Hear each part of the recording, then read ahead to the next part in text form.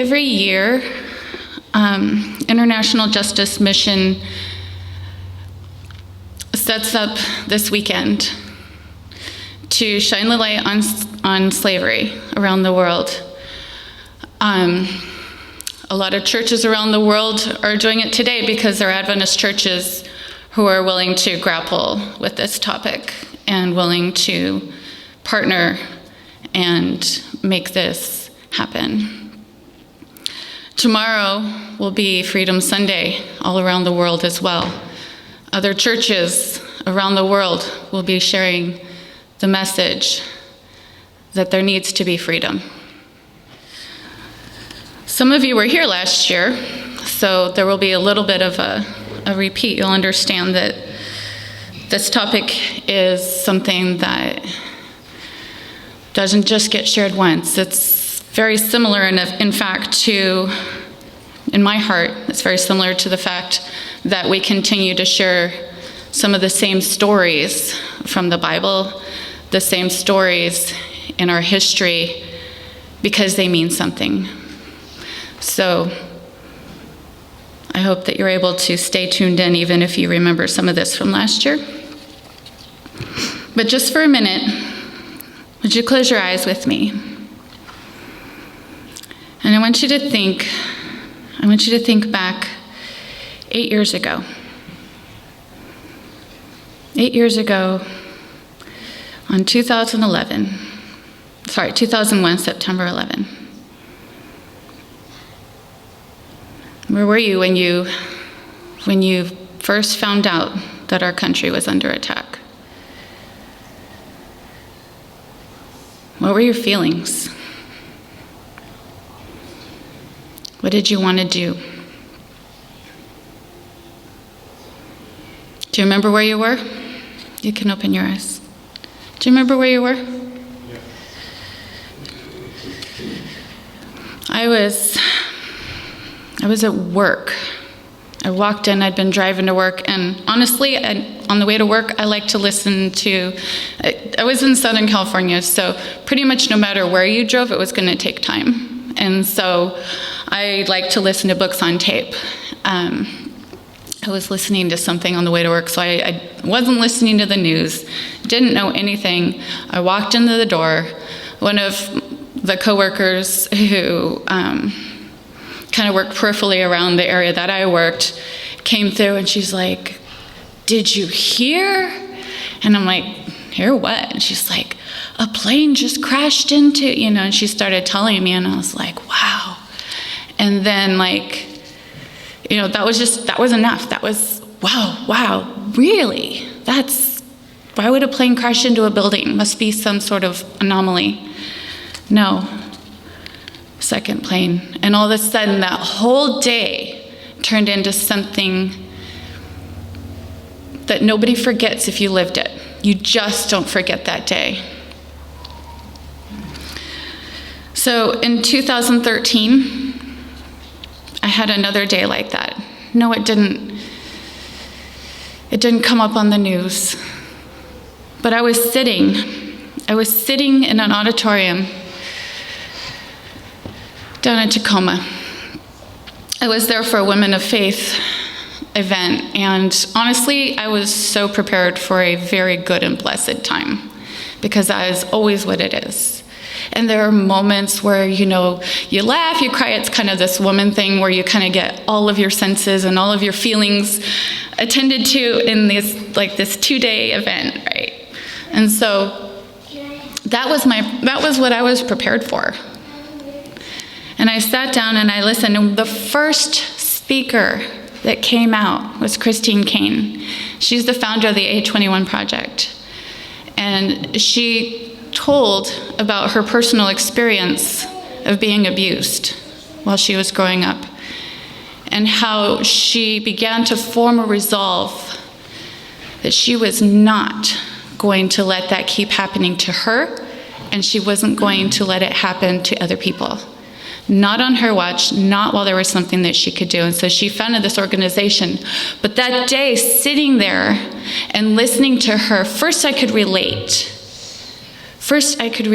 to her experience growing up. There were people in my life who were not good to me.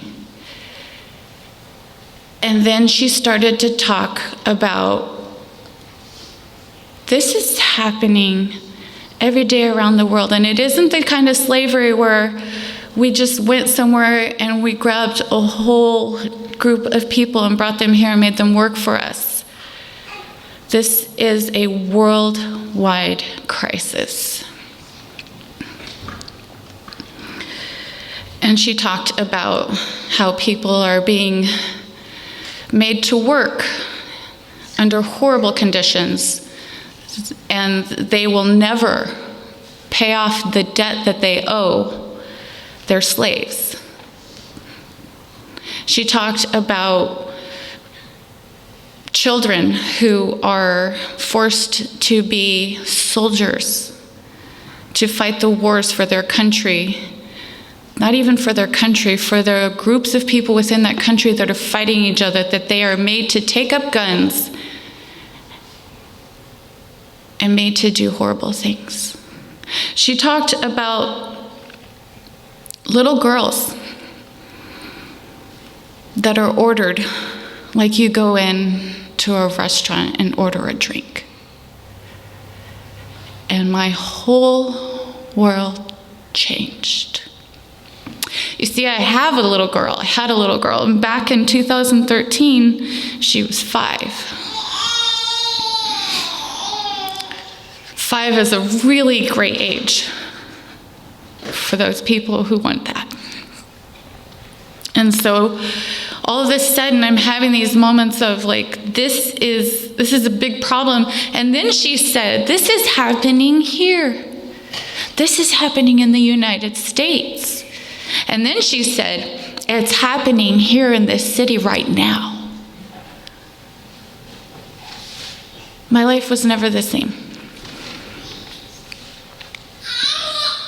I had the opportunity to go up to Bellingham. Christ the King Church was hosting a traveling program called Sold. You go in, you put on headphones, and they had a little a media player. And so for each room that you went into, it was set up just like a slave's life was. And they had memorabilia, or they had different things around.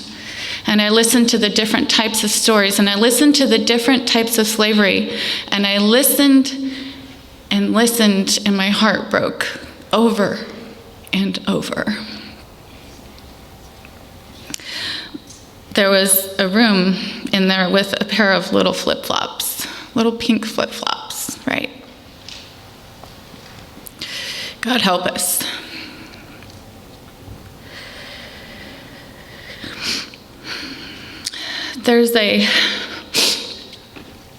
When you sign up to do a Freedom Sabbath or a Freedom Sunday, they ask you kind of what area or what focus, and I said Latin America. I know that's a really big problem. I know that's a big problematic area. I'm going to show a video today of a girl from Latin America who has been rescued. However, it's not for young people. So I would like if one person could volunteer and take the young people out of the sanctuary for just a few moments while I share this.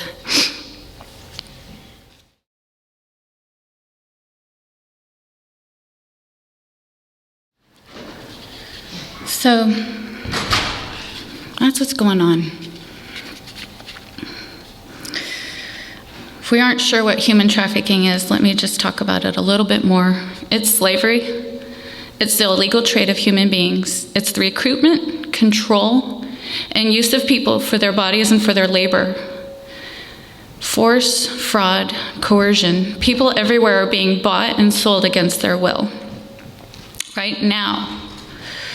But phrases like slavery and human trafficking can still feel somewhat ambiguous. This is the reality.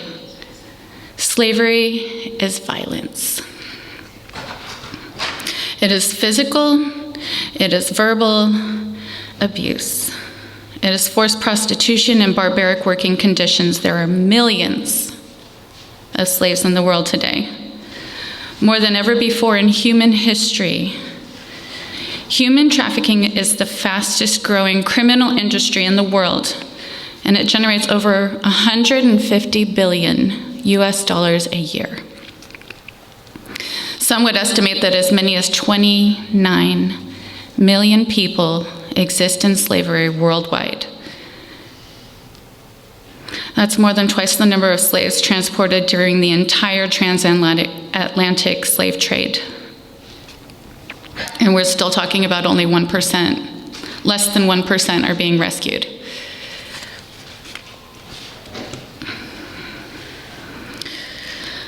But what do we do? What does the Bible say about that? That's a problem, and that's a governments and people and everybody, everybody should be working on that. But is that something that we can address through the Bible?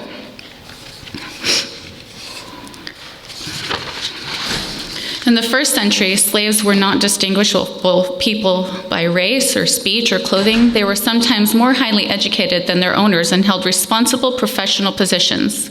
Some persons sold themselves into slavery for economic or social advantage.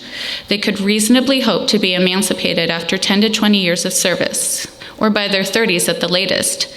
They were not denied the right of public assembly and were not socially segregated in the cities.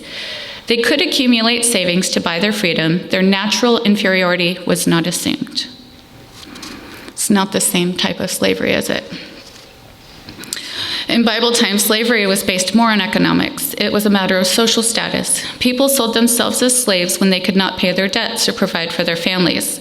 This was usually referred to as a bondservant, someone who used servitude to pay off a debt that was legitimate, in order to gain financial and physical independence once again.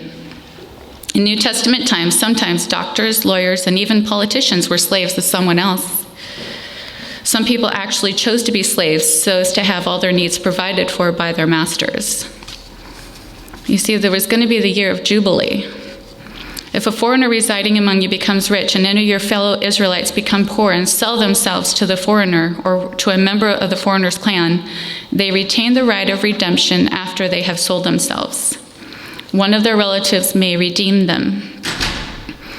If they prosper, they can redeem themselves. They and their buyer are to count up the time from the year they sold themselves up to the year of Jubilee. The price for their release is to be based on the rate paid to a hired worker for that number of years. If many years remain, they must pay their redemption a larger share of the price paid of them. If only a few years remain until the year of Jubilee, they are to compute that and pay for their redemption accordingly. But they are to be treated as workers hired from year to year. You must see to it that those whom they owe service do not rule over them ruthlessly. Even if someone is not redeemed in any of these ways, they and their children are to be released in the year of Jubilee. So in biblical times, there was a light at the end of the tunnel. We already know that harsh slavery was common in the Middle East as far back as ancient Egypt. If God had simply ignored it, then there would have been no rules for the treatment of slaves or bondservants, and people could have treated them harshly with no rights. But the God-given rights and rules for their protection showed that God cared for them as well. One of the biggest things that God taught was that love is the core of all of God's commandments. Let me give you a new command. Love one another. In the same way I have loved you, love one another. John 13:34. Definitely slavery does not fall under love each other. In addition, Paul wrote, faith in Jesus Christ is what makes each of you equal with each other, whether you are a Jew or a Greek, a slave or a free person, a man or a woman. This would have been a radical teaching in the context of its time. In fact, there are some scholars who say that it was the first time in history of literature that all people were declared equal. By contrast, human trafficking is forcing another human being into servitude for the gain of the one in control. We've talked about the different types: trafficking of flesh, forced labor, bonded labor, involuntary domestic servitude, child soldiers. How does this even happen? Well, the majority of people who find themselves today in servitude, in slavery, being trafficked, they responded to a false job advertisement, 42.5%. Someone said, "I can give you a better life. You can make money. You can get out of this place that you are now. You can get your dreams. Come with me." Doesn't anybody, sure, today I'm saying this and we're all like, yeah, what's the catch? But think of it, if you have nothing better, you've got no other options, you were stuck, and somebody says, "I can make your life better. Come with me." Of course, they don't show up looking like some sleazeball who is going to hurt you or just, No, they come as a friend. They come as a well-dressed and wealthy person who you think can legitimately help you. It's easy to think that it's stupid to get yourself into this kind of mess, but it's really, really not. It's that we're not aware, or that people haven't been taught. The second highest at 10.7, sold by family. And that's what we saw with Liana. Last night, while I was finishing up preparing for today, I watched the different videos for the different areas of concentration. In these third world countries, so much of it is family. 9.6 boyfriend, 4.6 other. Abduction is a small 4.4%. Tricked or trafficked by a friend, 4.3. And then false immigration, 2.4. This is heavy, guys. This is heart-hurting, heavy stuff. We're not going to stay there. What was the largest? False job advertisement at 42.5%. Family. Yeah. God teaches us to love our neighbor as well as for those in need. Jesus was the one who taught the golden rule, so in everything, do to others what you would have them do to you, for this sums up the law of the prophets, Matthew 7:12. Further, Proverbs 31, 8 through 9 teaches us to speak up for those who cannot speak up for themselves, for the rights of all who are destitute. Speak up and judge fairly. Defend the rights of the poor and the needy. These principles certainly apply to all those who are hurt through the illegal practice of human trafficking. Another crucial point is that the purpose of the Bible is to point the way to salvation. In these days and times, using the Bible to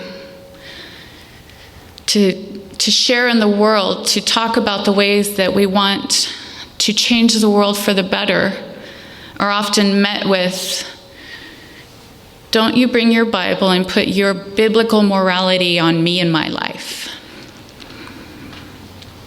So when I say that the purpose of the Bible is to point the way to salvation and not to reform society, I mean that we as Christians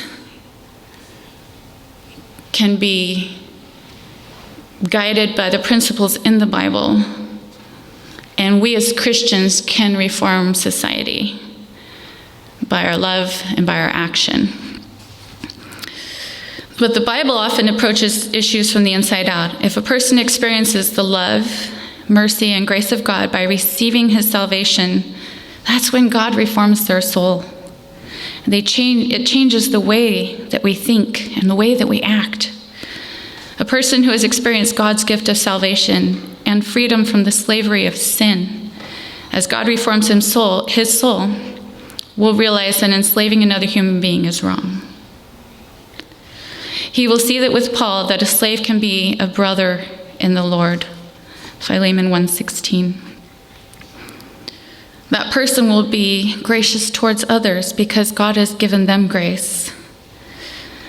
That would be the Bible's prescription for ending slavery. As a church, we need to live this out in our lives. We need to be a safe harbor for all persons seeking salvation through Christ. God working in us means God is working through us. We must act to help those in bondage. These actions can involve a variety of means, ranging from volunteering in an anti-trafficking organization, to financial giving, to teaching about the topic where you live. A growing number of organizations have emerged in recent years that provide new opportunities for Christians to serve in this area. Today we're talking specifically about the International Justice Mission. It's the world's largest anti-slavery mission. Since 1997, they have been protecting the poor from violence. This is what they do. They start with one rescue. They go into an area, they rescue this one person. That rescue turns into 2, and that rescue turns into 3, and then more, because what they're doing there is they're bringing their lawyers, they're bringing the whole team, and they're teaching the local authorities how to become more effective. And that is what has changed the landscape in those areas. They have a model. International Justice Mission they are Christians. They are followers of Christ doing exactly what God has asked us to do. There are lots of things that God has asked us to do. And I'm not trying to overwhelm you and say that this is the mission that you need to focus on. But I do want you to be aware, not just so that we can support this specific organization. I want you to be aware of your community. I want you to be aware of your neighbors. I want you to be aware of your children. I want you to be aware of your family. I want you to be aware of your church family.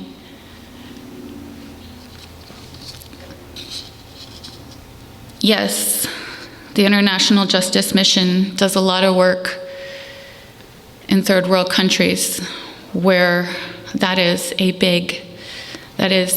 main problem. What they found when they were changing the landscape of the area and they were eradicating the actual prostitution and the trafficking and all of that in that area where they were, what they found is that starting to pop up were problems on the internet, problems in cyberspace. Someone, oftentimes here in America, connecting with somebody down in a third world country and making their order like you could order your taco time order online. I'd like a burrito. What kind of burrito do you want? Well, I want a classic burrito, but hold the dairy. I want a specific age. I want 2. I want to see this happen. And they will go and they will get someone or someone's and bring them and receive their money.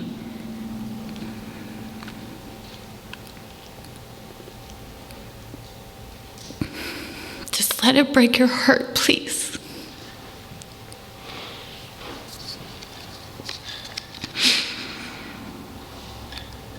On our worst day, we don't even have a clue. We don't have a clue.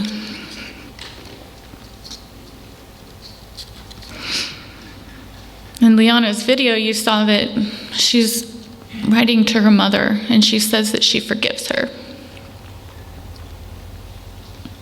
That's only possible because she was rescued, and because God answered her prayer, and because International Justice Mission and other organizations have recovery programs as well. It takes an army to fight this kind of problem. Locally, we're right next to the I-5 corridor. We are close to Canada. We have water ports. We've got airlines. Our area is a major hub. And I'm not just talking about Seattle. I'm talking about right here. The type of trafficking that we tend to have happening here doesn't recognize all these socioeconomic barriers or these problems. A lot of the things that we run into here are more relational. There are people out there waiting to talk to kids who are somehow disconnected, to tell them, oh yeah, that is rough. Your life is really rough. You know, I'm your friend. You know, come hang out with me. Someone's willing to be what your kid or some child or some young person that you care about, they're willing to be more connected than you are. They're willing to take someone under their wing, and this is a process, and it starts by recognizing where people are disconnected. Like quick indicators. We talked about being disconnected from family, friends, community organizations, or houses of worship. Do you know any kids who have stopped attending school? Sudden dramatic changes in behavior? Are they engaged in commercial pleasure acts? Is a person disoriented or confused or showing signs of mental or physical abuse? Are there bruises or various stages of healing? Are they fearful, timid, or submissive? Do they show signs of being denied food, water, sleep, or medical care? Often they'll be traveling in the company of someone and they defer. They defer their answers, they defer their actions, they defer their responses based on who they're with. Someone that might seem to kind of be in control of the situation, but in a very subtle way. Does it sound like they've been coached on what they're saying? Are they living in unsuitable conditions? Do they have their own stuff, or do they not even have their own personal possessions? Those are taken, you see. Passports, identification, money, phones, any form of contact, any form of anything that would allow them to reach out, to be connected. Is there freedom of movement? Can they go where they want to go, or are there unreasonable security measures? Not all are present. And the absence or presence of these isn't necessarily an indication of trafficking, but it should raise a radar. This is a gross indignity against humanity. And while my heart breaks for the men and women who have and are going through this, my biggest passion and my biggest concern are for the children. Take just a second and think about your life when you were growing up. I told you guys earlier, I could relate to some of those things. I was hurt when I was younger. But for the most part, I had a pretty safe life. For the most part, I was not hurt. I was not completely disconnected every day.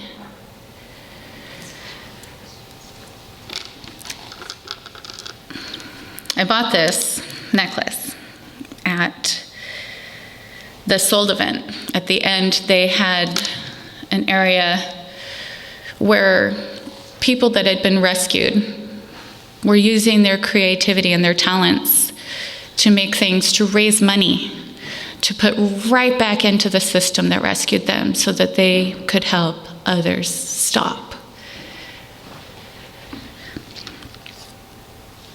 I bought this and I brought it home.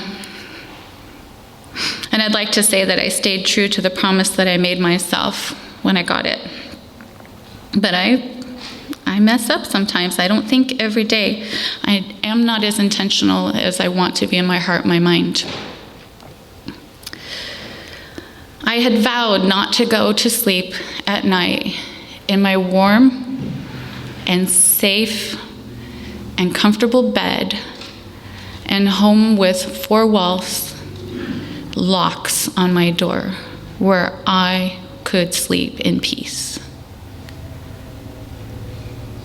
I would not go to sleep without asking God to intervene in the lives of people around the world at that very moment who did not have that. You guys ever sign up for something online?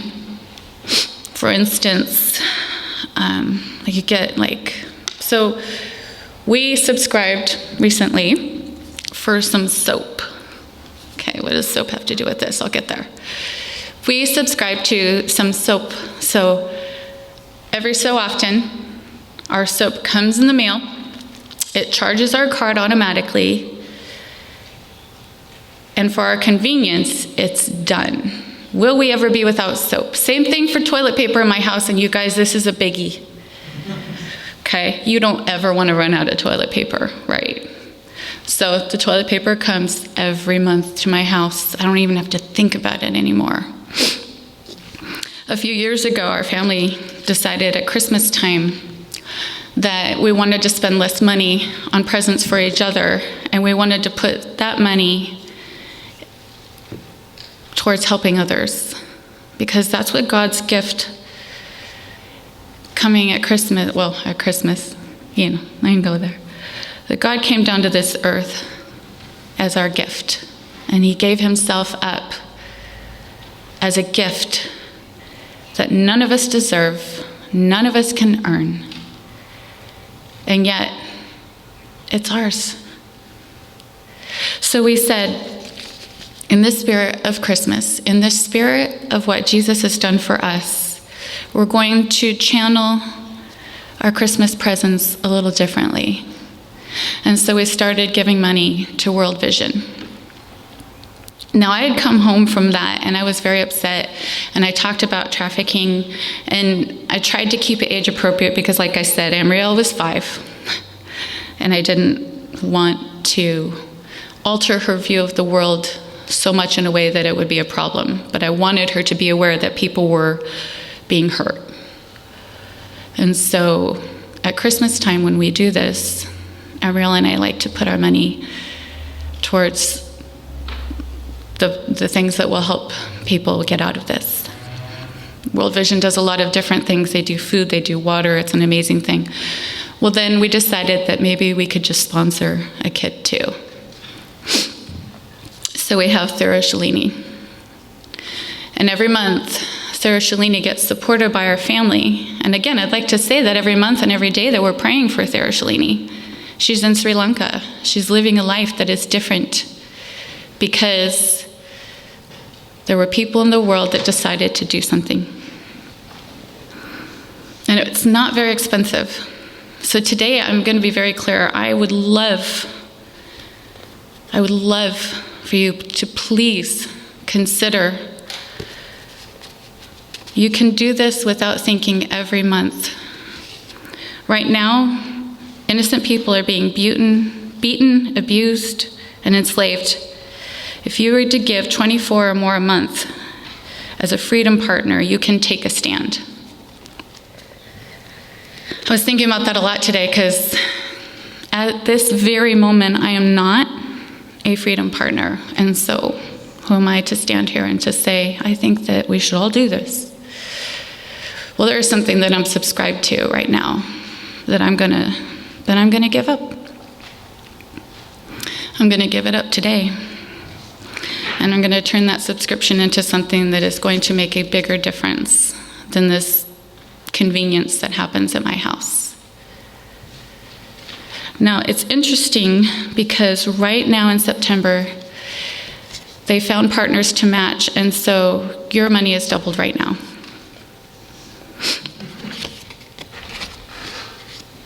Please consider. Please, please, please consider.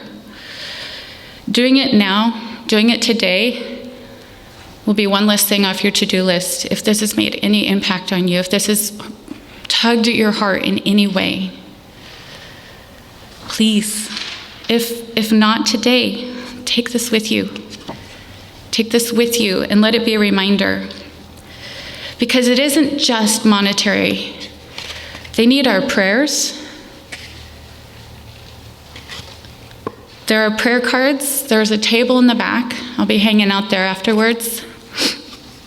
I think I have enough little tattoos for any young people, or I don't have enough for all the adults. So let's see if the younger people can have these temporary little tattoos if they'd like. I have a few pins. If you sign up today, you get a special pin that says free. But you get this satisfaction and you get the knowledge of knowing that you're making a difference. There are prayer cards that you can take with you as well that tell you how you can pray specifically for this type of ministry. You could even, right this minute, take out your phone. Okay, but do you not love that you can do it with your finger? Okay, some people aren't cool with that, but you can go in your browser and you can type in ijm.org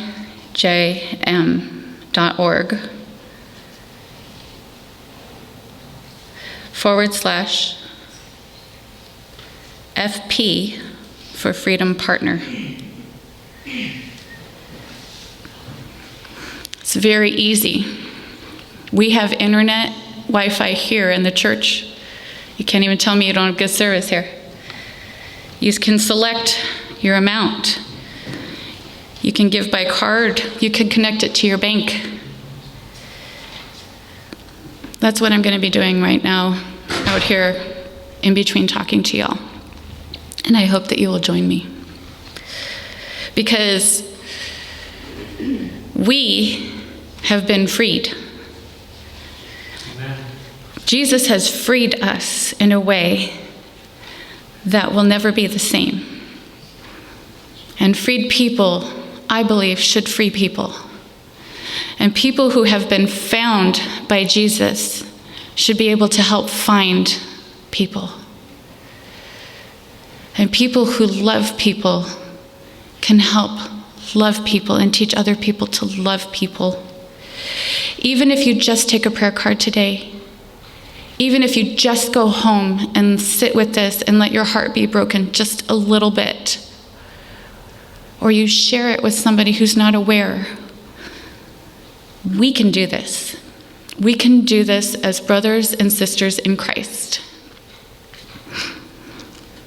Psalm 107:2 says, "Let the redeemed of the Lord say so, whom he has redeemed from trouble." We have all been redeemed. Let's do our part and help others be redeemed. Will you pray with me? Dear Father God,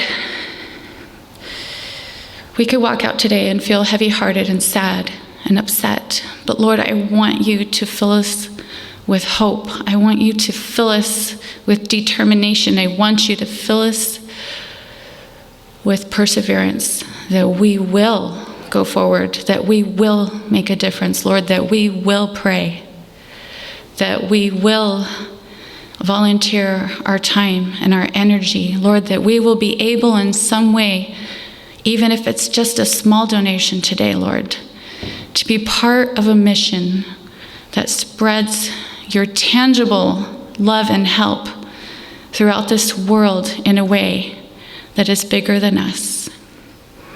Lord, I pray that you change our hearts and our minds, that you help us to be ever aware that this world is a place where we can make a difference while we wait for you to come back. And God, you're coming back, and you're gonna take us with you, and we are so grateful. Lord, just help us not to be complacent in that gratefulness, to not have action, to sit and to be satisfied because you have helped us to where we're at. You have called us to more. Lord, I pray that we follow that calling, that we follow your voice, that we follow your lead in serving and helping and loving others. And I pray these things in Jesus' name.